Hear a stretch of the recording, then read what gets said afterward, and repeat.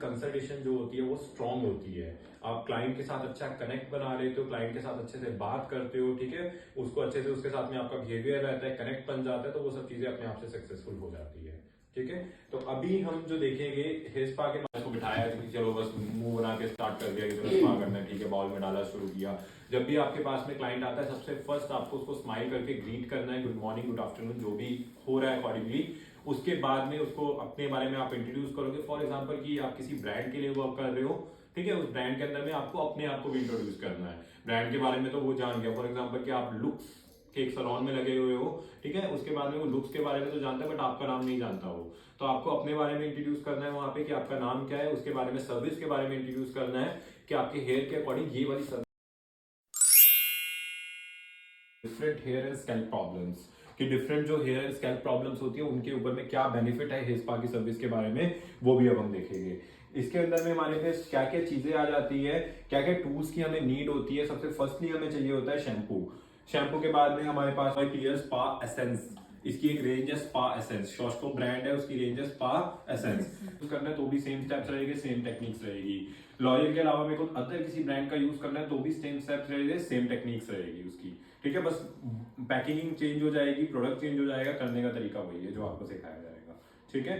तो इस करना है आपको बिफोर आप यूज करेंगे स्पा एसेंस के शैम्पू को। उसके बाद यूज करने के बाद आपको क्या करना है, कंडीशनर नहीं लगाना है इसके बाद में, ओनली शैम्पू। उसके बाद ये हमारा कंडीशनर या स्पा है। Spa is like a conditioner, की आप बालों को कंडीशनिंग दे रहे हो। आपने स्पा लगाया, स्पा लगा के आपने अच्छे से मसाज दी, स्टीम दी, उसके बाद में आपने वॉश कर दिया, दैट्स इट, स्पा की सर्विस फिनिश, ठीक है। उसके बाद इस वाले प्रोडक्ट का क्या रोल है, ये ट्रीटमेंट के एम्फ्यूल्स होते हैं जो ऐड किए जाते हैं स्पा में for specific problems. For example मेरे को डैंड्रफ का इशू है तो मैं ये ऐड कर सकता हूँ। फॉर एग्जांपल मेरे को हेयर फॉल का इशू है तो मैं ये ऐड कर सकता हूँ, हेयर फॉल वाले, तो वहां पे ये सब चीजें ऐड की जाती है अगर क्लाइंट को कुछ स्पेसिफिक इशू है तो। अगर मेरे पास क्लाइंट आएगा मेरे तो बाल बहुत ड्राई हो रहे हैं तो मेरे को ये जरूरत नहीं है, ओनली स्पा। अगर ड्राइनेस लग रही है बालों में, मेरे बाल बहुत डल हो गए हैं, वहां पे मॉइस्चर देने के लिए स्पा का यूज कर सकते हो। ड्राइनेस आ रही है, डैमेज हो रहे हैं, स्पा का यूज कर सकते हो। तो एक मॉइस्चर क्रीम होती है ये, जो हम बालों पे लगाते हैं, स्कैल्प पे लगाते हैं, मसाज देते हैं। मसाज से क्या होता है, स्ट्रेस रिलीफ होता है, ब्लड सर्कुलेशन इंप्रूव होता है। सेम एक तरह से मॉडर्न ऑफ ऑयल की, जैसे हम ऑयल का यूज करते थे पहले, ऑयल को लगाते थे, बट ऑयल के बहुत सारे नुकसान भी है, ठीक है, बट स्पा की वो सब चीजें नहीं है।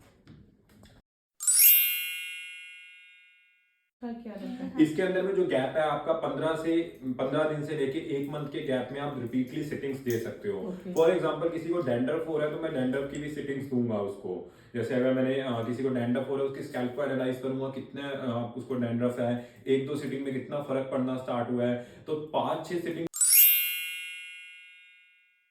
मेरे को इनकी जरूरत है, नहीं तो इनकी जरूरत नहीं है। जब हम इनको यूज कर रहे हैं तो चार्जेस बढ़ जाएंगे, खाली इसको यूज करेंगे तो चार्जेस कम होंगे। ऑफ कोर्स जब आप इनको लगा रहे हो तो ये भी कॉस्टली होते हैं, तो इनके भी आप चार्जेस जो होंगे वो लोगे। जैसे अगर मैं इसकी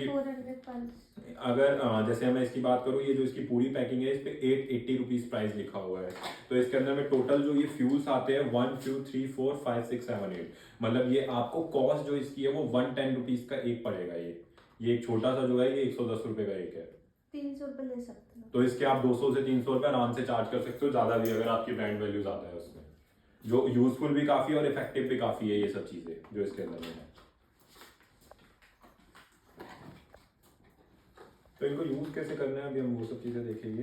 क्या इनका यूज, पानी लगता है उसको वॉश करने के लिए, उसको तो हम कहीं कैलकुलेट ही नहीं करेंगे। अच्छा, फॉर एग्जाम्पल मेरे पास में क्लाइंट है, वो बोल रहा है मेरे को तो डैंड्रफ हो रहा है, तो मेरे को वहां पे क्या करना है, पहले इसको लिया, मिक्स किया, इसको डाला, इसको भी मिक्स किया, दोनों को मिक्स करके स्कैल्प पे लगाया, फिर स्कैल्प पे थोड़ी सी मसाज देने के बाद में जो मतलब थोड़ा सा प्रोडक्ट लिया फिर से और उसको बालों पे लगा दिया, बस।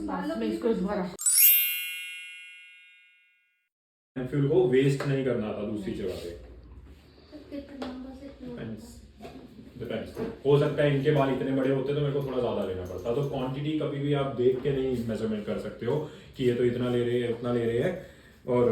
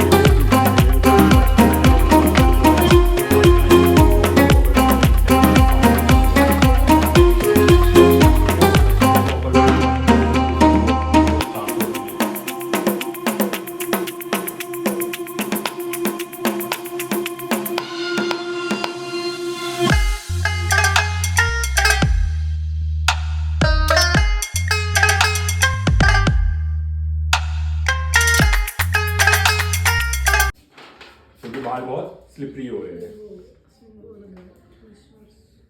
प्रांजल स्टीम निकाल।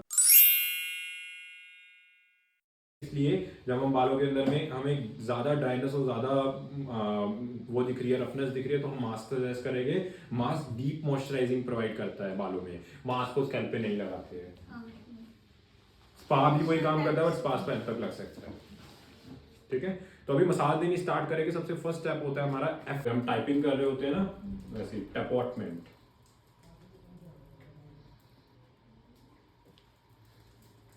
किन पॉइंट्स के साथ में कर रहे हो? ये फिंगर पॉइंट्स के साथ में। ठीक है, नेल्स नहीं मारने हैं। और आप लोगों के ये सब चीजें करते हुए नेल्स नहीं होने चाहिए, नहीं तो मार्क्स कट हो गया आप लोगों के। नेल्स बिल्कुल कट होने चाहिए।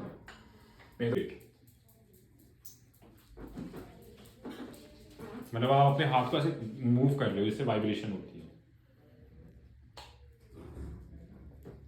Slide vibration. Pressure points,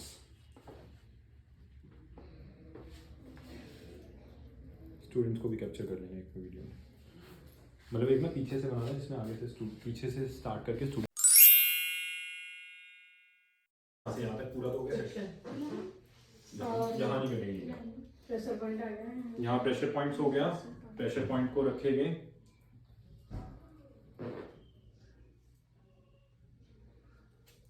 years के पास में फिंगर को मूव करते हुए एंटी क्लॉकवाइज।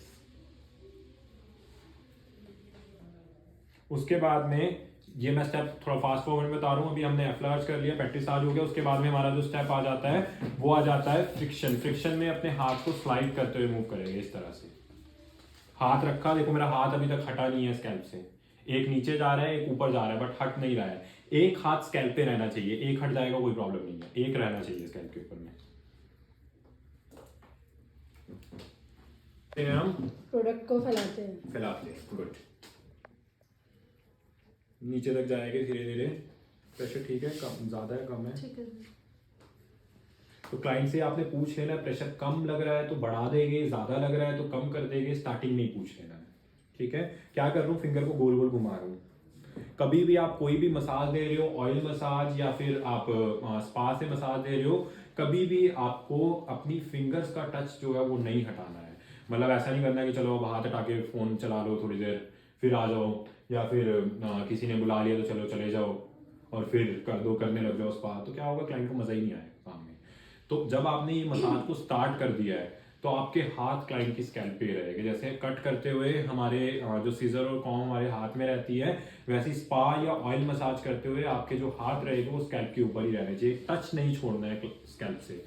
तो उसके बाद में जैसे ही मैं एफ्लार्ज करता हूँ, पेट्रिसाज करेंगे। पेट्रिसाज के अंदर में फिंगर्स को क्लॉकवाइज एंटी क्लॉकवाइज मूव करेंगे। Clockwise anti clockwise, clockwise anti clockwise.